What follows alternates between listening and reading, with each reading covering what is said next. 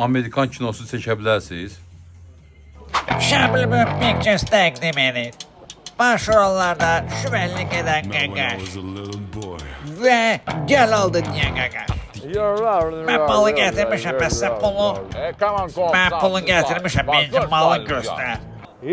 Yaxşı, borcu danışma. Oldu.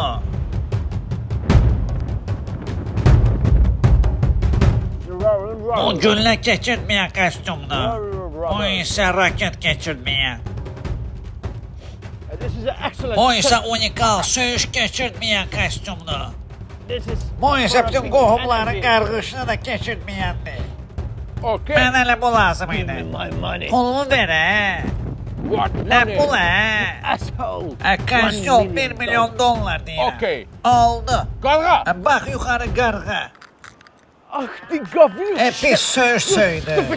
Yenə də söydü, batırdı hər şeyi. Hansı kişi ölüb adı da xan kişiydi, neyse. Elit Nərmanov kostyum. Ayvala. Kino qurtarı. Elit Nərmanov diyor, kostyumdan kəsi 20 manatdan başlayır. Gəl götür də. Ni hao, jin xiao, jin ha, jin. Hola. Bunu itirdik. Gedək. Heç nə. Kitay kinosu çəkirik.